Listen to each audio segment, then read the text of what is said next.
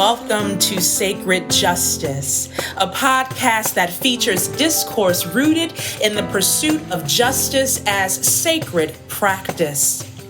Our weekly discussions reflect on current events, art, media, theology, and how they intersect with the movements for freedom and liberation. We hope that through these conversations, we can foster inclusivity by expanding our learning opportunities. We hope to cultivate digital community beyond the confines of our campus. And we hope to reconnect the church's social and spiritual callings. Join us for the journey.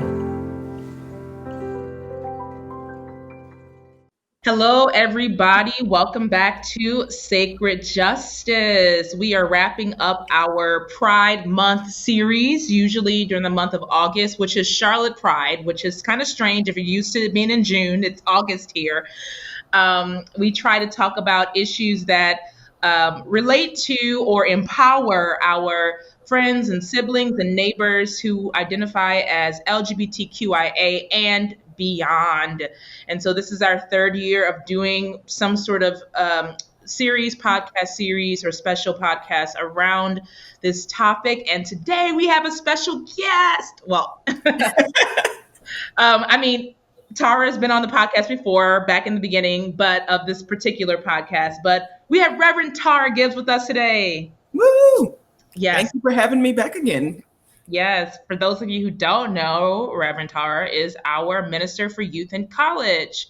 And so I always love having conversation with her about all kinds of topics, but excited to have her today.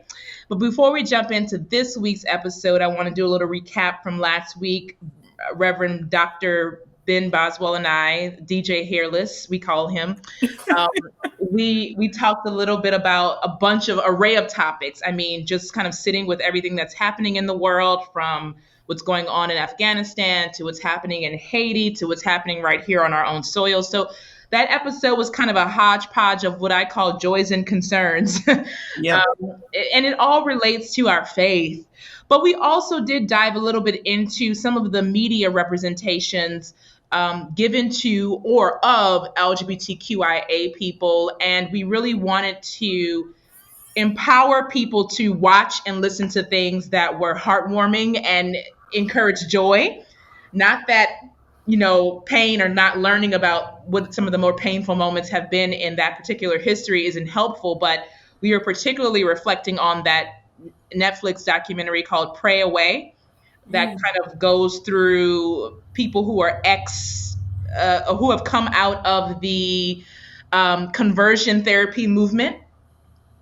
And that was a very difficult documentary to watch, even for me, because it's just so infuriating. And so I don't necessarily recommend it, but I think if you want to be educated a little bit on what was happening, particularly in the 80s, 90s, and early 2000s around that movement, and that it's still happening today, feel free to watch it if you can in doses. But I also want to encourage people to watch things that make them feel good, watch things that have joy. And I just finished Pose season 3, Tara, and did you watch it yet?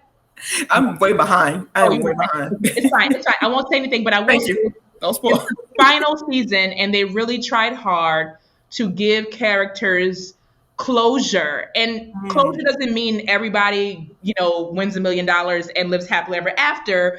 But there was a sense of joy, like leaving the series, right? That people are moving forward with their lives in the best ways they knew how and being successful despite the trials and tribulations. And so I want people to try to watch things that at least have joy in it, which I can't necessarily say Pray Away has that. But anyway, Tara, welcome to our show today. Thank you so much. It's honored and privileged to be here. We always have such rich conversations. And I walk away learning a lot. So I'm excited to be here. Yes. How has your week been so far? You know what? My weekend was amazing. I shared with you, I think a little earlier, that a group of friends and I'm a geek, self-proclaimed geek, and we just had a geek-tastic weekend full of all the geeky things we enjoy, from anime to video games to cosplay to just arts and crafts. We found ways to bring some joy into our lives amidst all that's happening right now, basically. Yes, yes. It's so important. It's necessary to cultivate joy. Find something that makes you come alive in Yes. a world that is trying to kill people, that is killing people. Ain't that right? Yeah. So we're gonna jump into some current events. I know you have a list of things, so why don't you get started? And I'll plug in when I can. I mean, you've already tapped into a few things. And as I was sharing, so this weekend, I spent some intentional time cultivating that joy with an awesome group of friends. And in some ways, I realized that to really cultivate that joy, I had to unplug from some news media outlets, just take a step back from Twitter, from TikTok, from the barrage of information that is constantly coming towards us. And so once I kind of came out of that cocoon of peace and joy for the weekend, I was hit with, okay, the earthquake in Haiti. Just really unfortunate, knowing that the history of Haiti very recently, and so much tragedy that has befallen the people of Haiti in the last just under a decade, was really tragic and heartfelt. To hearing about the Taliban takeover in Afghanistan, and the number of people who are still unable to flee to safety. Very, very concerning. Again, an issue that has been boiling over for years, coming to a head in such a way. And to maybe what could be considered a lighter note, earlier this month, of course, the passing of the local Charlotte ordinance, the non-discrimination policy here. So much going on. And of course, always, or seemingly always, in the background is COVID-19, which the Delta variant is causing a lot of concern, changing, even here in Charlotte recently, instituting that indoor mask mandate. It's a lot. There is a lot going on right now. Yeah, it is. And we were mentioning this non-discrimination ordinance. We had Bethany Corrigan on a few weeks ago, and they were talking about, at the time it hadn't passed yet, so they were asking for signatures for petitions. So now it's passed, but just for those of you who haven't been keeping up, this is monumental. Tara, you want to say a little bit more about why this is significant? Sure. Particularly, okay, well, and let me start in the macro. The bigger picture, of course, is that we are very aware, at least we are, and I hope others are too, that particularly for LGBTQIA persons, that equality is still a ways away. There is still very active, not passive, but active discrimination practices that take place all across our country. And so I appreciate Charlotte at least bringing it back to the conversation, the city council here, because those who may not be local in Charlotte or in other places, I'm sure have heard of the quote bathroom bill issue from here many years ago, right? That was another attempt at trying to ensure non-discrimination here in Charlotte. But of course, it was co-opted and labeled this bathroom bill thing, and got some national attention in all the wrong ways, taking away from the true meaning of trying to ensure that the most marginalized people among us have the guaranteed rights. And what's always fascinating to me, Mia, is that one of the common quote pushbacks to these kinds of ordinances or even laws or things that we try to pass in society is that, well, the pushback is, why do we need this? You know, we know it's wrong. You don't discriminate. Why do we need this in law? Why do we need this written down?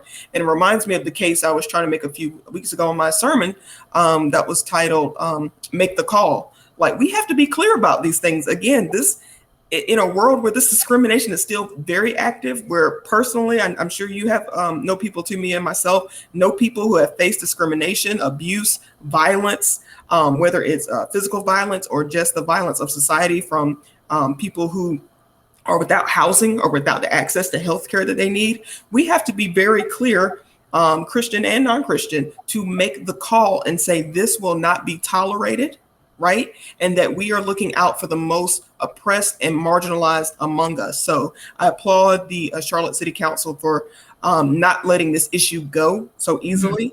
and hopefully praying that our city ordinance will become, that goes into effect October 1st, I believe, will set the example that we need to make sure the protections are in place at the federal level, because that's been the big fight. Yeah, yeah, absolutely. Yeah, I'm glad that that got passed, and it's always baby steps in directions. And I was talking to my mentor last weekend, and he was saying we have to celebrate the small things, because if we always are just kind of going toward the big goal, we're going to be overwhelmed. Mm-hmm. It's going to lead to depressive, episodes. It's going to lead to anxiety. But when we can celebrate the little small steps, this non-discriminatory ordinance is a small step in the right direction. So Mm-hmm. I'm happy for that here in Charlotte. It's long overdue. So my current event is a little funny to me, but not really. The FAA proposes more than $500,000 in new fines against unruly airline passengers. Now, for those of you who've been following the news over the past couple of weeks, there have been a lot of issues happening mid-air. And I guess I've flown a couple of times this year. I flew May, June, and July. And there was just this element of anxiety, like, I hope don't nobody cut up on this flight. Like, I don't want to be the one. Like, please, just not. please, just everybody act right. Wear your mask. But people have been acting up. I mean, I just saw a video from an airport a couple of days ago. I think people were fighting because the flight was delayed. Then there was this story last week or 2 weeks ago where they had to duct tape a person to the seat on an airplane because they were threatening to harm a flight attendant or something. Wow. It's just got out of hand. And so now there's people saying they should stop selling alcohol on these flights, and some of these things are induced by people's consumption. I don't know. I also just think that we are in a place right now in our country and our world, but particularly our country, where I heard somebody refer to it as a mass psychosis. Mm-hmm. There is we are as a nation suffering a mental illness, as a collective nation, not individually, though people are and always have. But there's this thing that's happening, and COVID just kind of exacerbated it, right? People are coming out of this, although we're not out of it really. We're actually going back in deeper. But people are coming out of the past year and a half just like their minds people are not well. Yeah. The people are not well. It's really unfortunate. I'm newer to that term, that mass psychosis being applied to now, but it makes a lot of sense. In so many ways, we are seeing people, I believe, react to so much of pressures and traumas and things that are happening, and similar to children, right? To those who are maybe not fully mentally developed. What other way do you know to deal than by, quote, acting out, right? And it's so unfortunate because it does pose a threat and a danger to others around, and it really makes you realize how little access to adequate mental health care we have here too. The discussions that we're not having. In some ways, we do have the smaller victories. It's getting better, but so many of us, I think, have yet to take advantage of talking to a therapist, having a small group, talking these things out, having a safe place to express maybe what can be considered a malaise or any just kind of the negative feelings, a safe place to just get it all out so it doesn't result in this boiling over and acting out on a plane, which is not an excuse. Let me be clear. Yeah. I can't help but be reminded of how my mama and grandmama taught me too. You need to act like you got some sense. Yeah. Don't be embarrassing us in public. That's what. Don't shame the family. Which, as a kid, I was like, what? What do you mean shame the family? I get it now. Yeah, you don't shame the family. Yeah. There's something about even the way this has shown up, I feel like, in church life, and not just Myers Park Baptist, but from what I hear from colleagues and friends, people have really been isolated, and they have not been as attentive to how COVID has affected them mentally or emotionally as we might want them to be. I know I have a therapist and I go regularly. I mean, my girl, she gets me together. There's something about having, not just having a small group or a yes circle, but there's something about having somebody to talk to who is removed Yes. from your direct situation, that is very key in dealing with whatever it is that you're dealing with, right? So if you're just going to go to the same people who are going to empower your negative behaviors or your rude behaviors or your acting out, then that's not really helpful. But I think you're right. We definitely have seen this in churches, and again, beyond just Myers Park Baptist. But I think for those who maybe regularly attend church or see the church as some kind of place of comfort, with so much going on, quote, outside of the church, they don't know which way to direct that frustration. And as people in leadership in a church, it comes to us a Yeah. lot. Yeah. And there's no other way that they see, at least, to relieve that anger. So it becomes an anger and a frustration in the church, finding that one thing to nitpick about at the church, or, just all kinds of backlash against particular sermons and things that normally, may not have riled them up in such a way, but they don't have anything else to do and they don't have anywhere else to turn. A lot of other places probably wouldn't tolerate it, but the church is trying to build, a beloved community. So there may be a little bit more patience at the church level than some other places, maybe someone's workplace, where they will act right at the workplace, but then come Sunday morning, here it is. I'm ready to give it to you. Yeah, absolutely. Woo, so I am thinking deeply about that, and I recommend for those of you who are YouTube people to type in mass psychosis. There was a video done. I'm gonna try to find it while I'm telling you about it, but it's so powerful to watch how it was done by the Academy of Ideas. So you type in mass psychosis by the Academy of Ideas, and it's how an entire population becomes mentally ill. And it is so poignant. And I recommend people just to sit with it. I mean, they're calling out things like our addiction to our phones and how media is controlling us. And so it's go watch it. Excellent. Thank you for sharing that. Yes, I definitely will. Yes.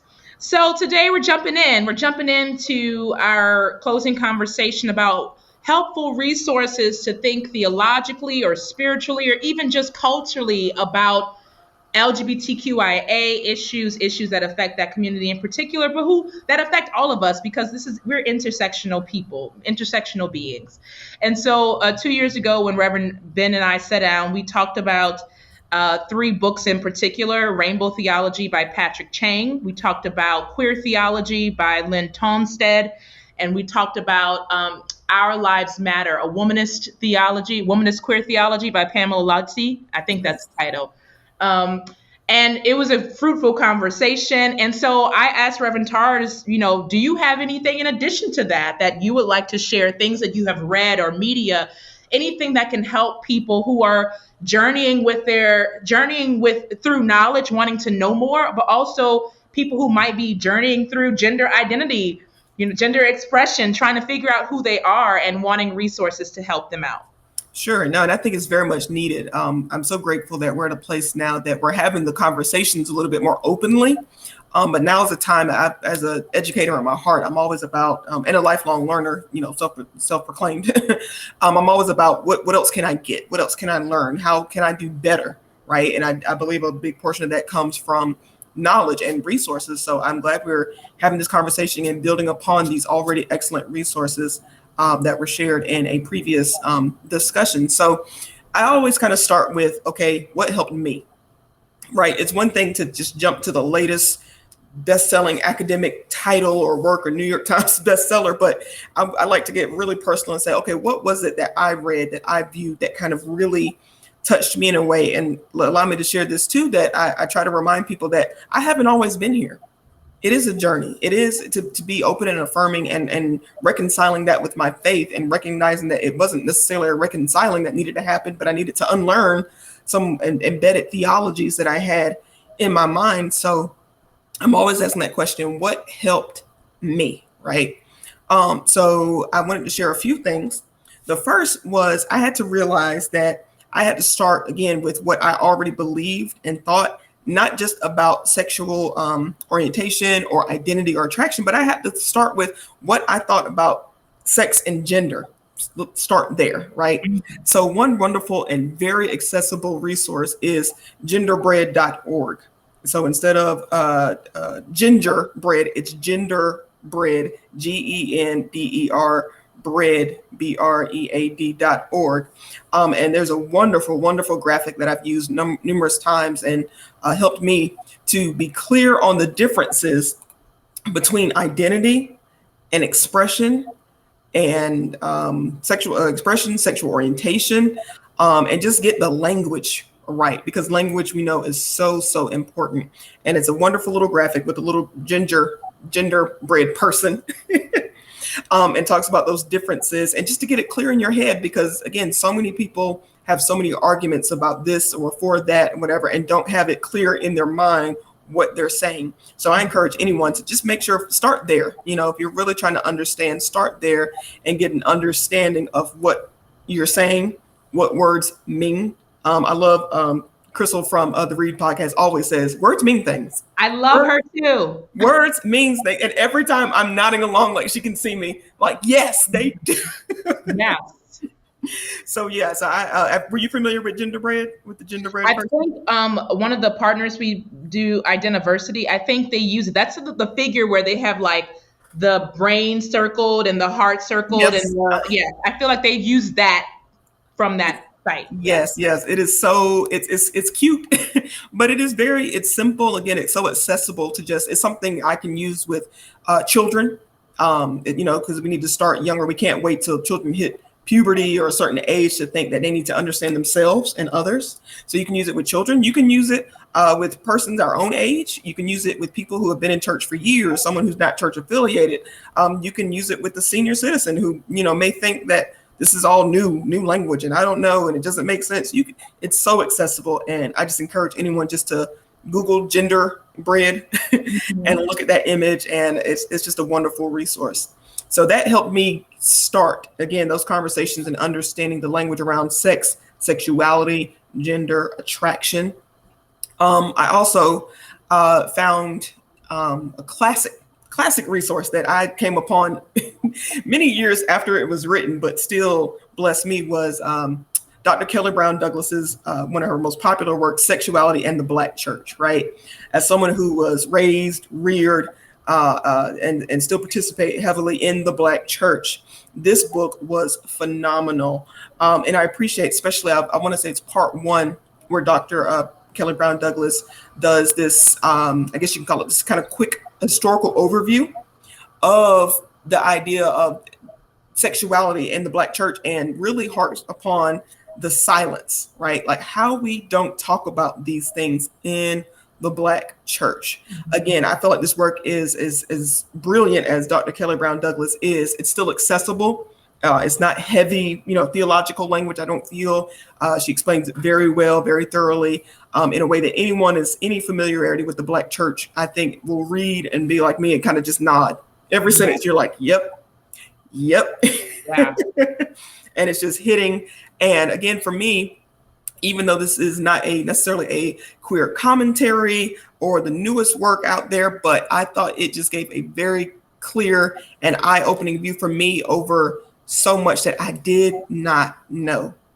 And we have to acknowledge those things. So hopefully the way it helped me, hopefully that would help someone else just to understand the things that we don't even talk about in religious spaces. We can't jump to, being inclusive and fighting and combating oppression and discrimination if we don't even know what we're, the terms, what we're talking about, how the history has impacted our people, right? We have to start there. So I'm sure, because it was 1999. So you can find a copy though on Kindle. I have mine up. Mine is on my Kindle, so it's accessible. Go ahead and buy that for yourself. Excellent work. And Dr. Kelly Brown Douglas has other works, but I feel like that is like I said, I call that one the classic. That's the classic. A resource. The last one I'll share for this kind of first part that I said that really kind of jump started me to help me clear up these things that I needed to get before I can even start working towards liberation, to just make sure I was educated, was the book Good Christian Sex by Bromley McClanahan. I think I'm pronouncing that correctly. Now, that was a nice controversial book when it came out just a few years ago, too.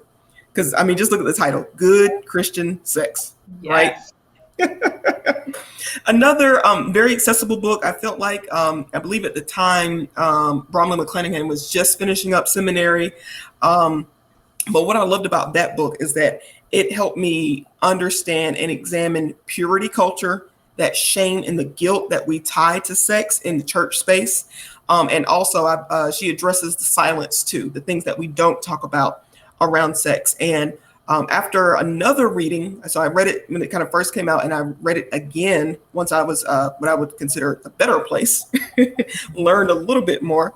I really latched on to what I kept in my heart as like my personal ethic around sex. So again, we're not even talking about the diversity, the wonderful, beautiful diversity of sexualities, but just the idea of sex in the church. Mm-hmm. It helped me latch on to this ethic and idea that even in the realm of sexual activity, we must be good neighbors to one another.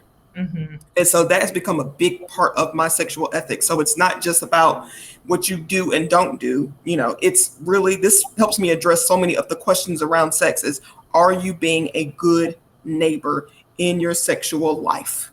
Are you being a good neighbor, right? So are you being a good neighbor if you are concerned with two or more consenting adults are doing in the bedroom, right? If you make that your focus, when you really need to question those who are not being good neighbors, who are harming those who have not consented to sexual activity, right? Are you being a good neighbor to engage in sexual activity with someone who you know has deeper feelings for you than what you may have for them, right?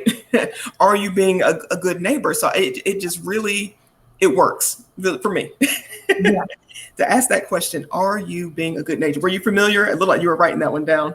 I was writing it down. I have not heard of that. But what when you were talking, I was thinking about sexuality in Mhm. general and how I've been working to help others expand what they think we mean by that word. Yeah. So Yeah. when you were saying sexuality, like taking out the diversity, but just dealing with human sexuality as a thing itself, right? I feel that we don't have those discussions about how sexuality is connected to creativity and the things we can be a sexual being without another person. And Exactly. so we don't have those conversations either in church or in general a lot of times. And so then we jump straight to what two or three or more people are doing in their private time, but we haven't dealt with our own sexuality by ourselves. Right. Who Mhm. is Mia as a sexual being by herself, not connected to somebody else? Right. And not explicitly connected to your activities, Yeah. right? What does it mean to be created in the image of God? God didn't, set sexual identity or anything aside. And then it's something we pick up at age, 14 or 15. Yeah. It's part of who we are. And the more we address and deal with self, then we can be, again, to my personal ethic, we can begin to be better neighbors to others, Yeah. right? Because unfortunately, that's what led so much to the purity culture, right? That shame and the guilt that's associated with sex. How silly is it to think about, that there's no, you're not to quote, you're not supposed to have sex until a certain age or point in your life. And then as soon as you get, quote, married, you're supposed to know everything now. Yeah. It doesn't fall out the sky. It does not. Yeah. The instruction manual does not fall out the sky, right? Yeah. So again, are you being a good neighbor if you're so focused on your own pleasure and sexuality and ignoring someone that you've dedicated, supposedly your life to be your partner with? Are you being a good neighbor if you're not focused on their pleasure and affirming their sexuality as well? Yeah. And Yes. yes, Well, I'm gonna have to go get that one. Good Christian sex sounds interesting. Something I want to read. yes. So. You'll know it's good because you can read the Amazon reviews from people who didn't even read the book. Okay. And their first thing is, oh my gosh, you can't have those three words in one sentence. Good, Christian, and sex. It can't, no such thing. I mean, oh my God, I don't want to be Christian, and if I can't have that in the same sentence, okay? What? I'll have to fight that kind of urge as I kind of see those little reviews, and I want to write down, you need to read this then. This is for Yeah. you. Yeah. This is for you. So I'd love to have some further discussion once you get a chance to read it again. It just It is, again, just an accessible book. She shares a lot of her like kind of personal stories and experiences and her own evolution in a sense. And I think that is leads me kind of to my next part about what helps me, what challenges me as we work towards queer liberation in ministry.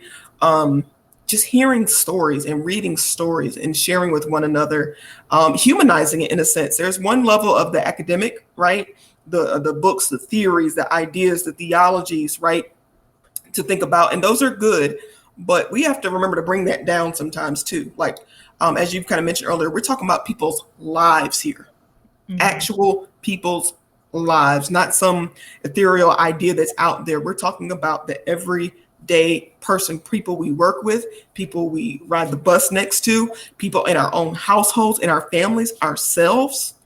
So, sharing these stories and talking to people is another great way. It's not necessarily a resource to share, but it's just a reminder of this is another great way to get information and to move towards that liberation, is to remember that this is about people and not just strangers, but people that ourselves and in our own lives.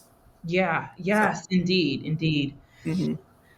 So when you're talking about queer liberation in ministry, is there something specific to, affirming ministry or affirming culture that you feel like is necessary for both people who identify and others to be reading or watching, learning Mhm. from? Sure. Yeah, I'll share one, another book that's more recent.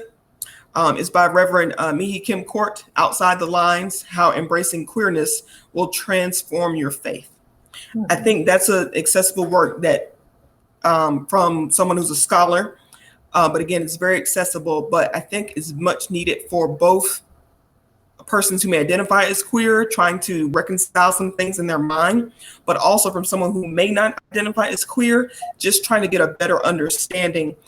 So again, I'm not too big on pushing a lot of theological heavy books. We can find the academic stuff, but what I love that Reverend Kim Court does, again, is share some stories, but ties it with scripture, ties those theological concepts in a way that's easy to understand with some really concrete examples.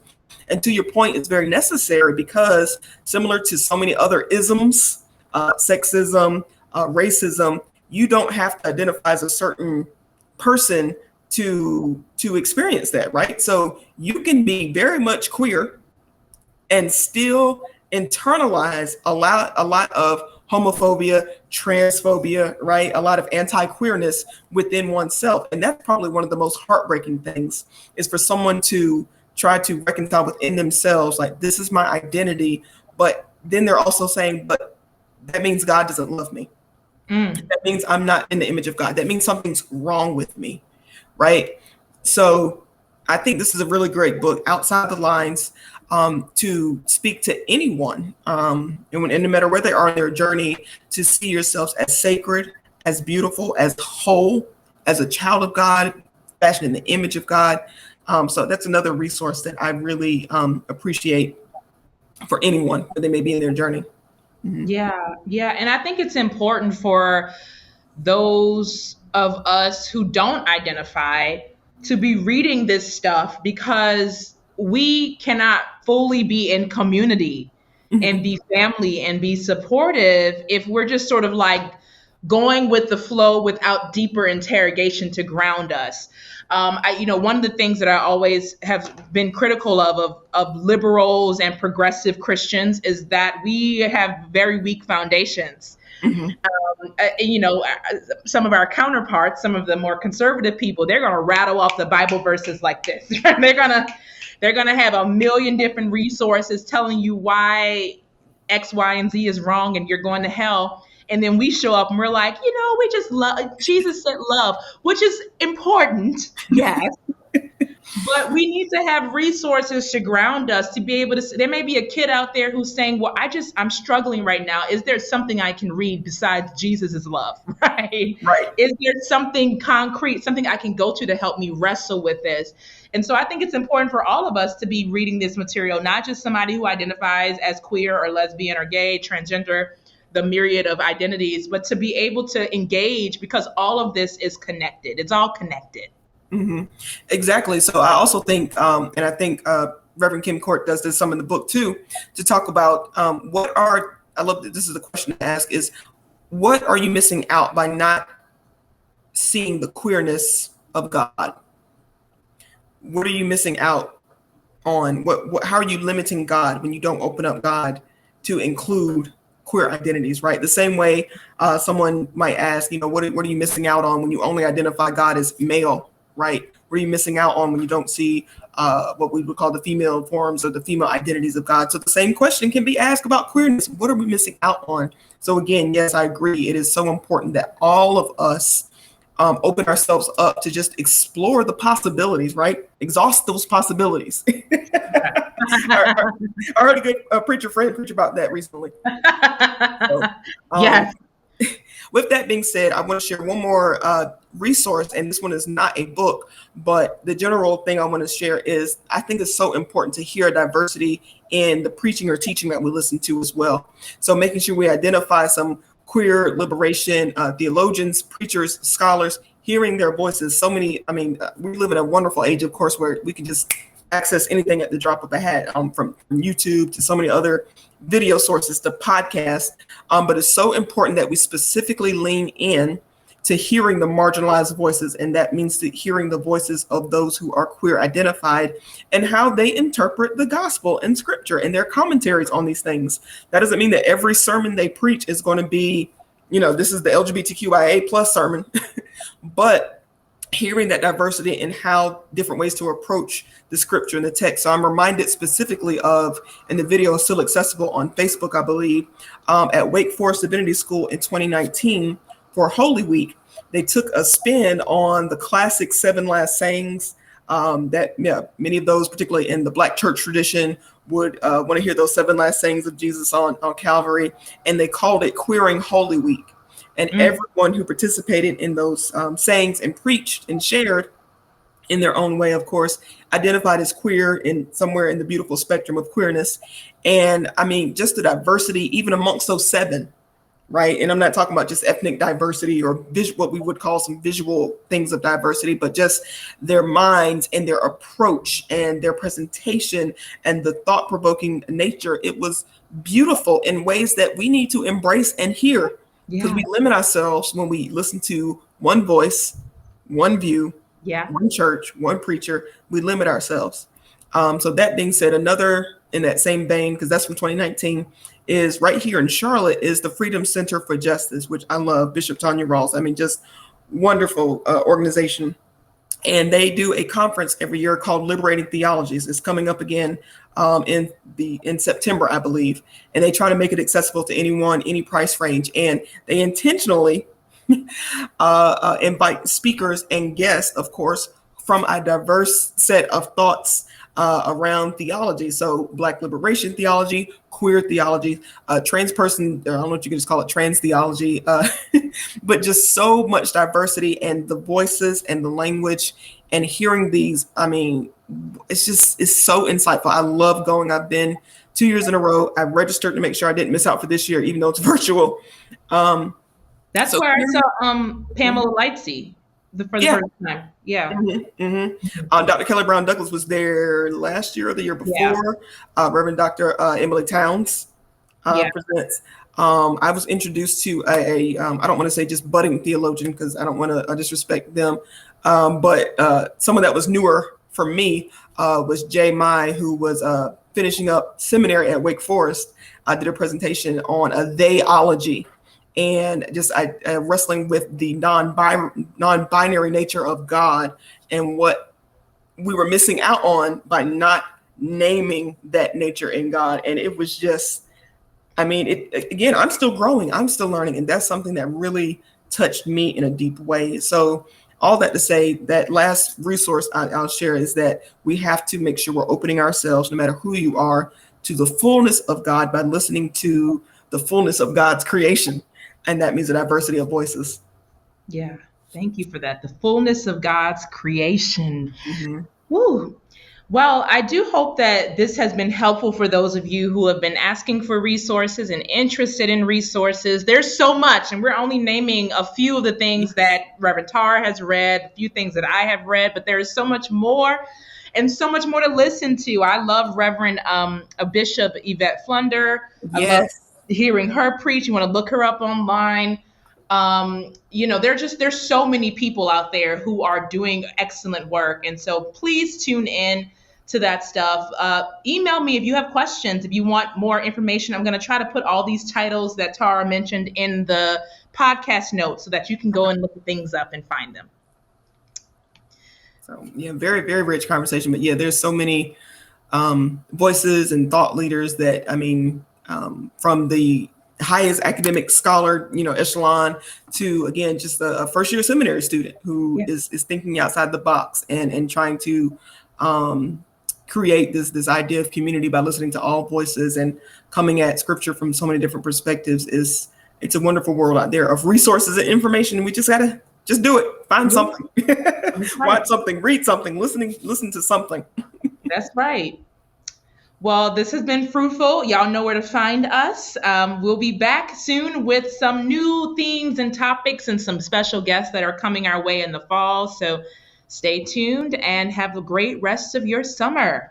Thanks, Tara. Thank you all. Everyone have a great day. Friends, that was our episode this week. As always, please email your questions and your suggestions to Reverend Mia McLean at mmcclain@myersparkbaptist.org. Until next time, take care. This is Sacred Justice.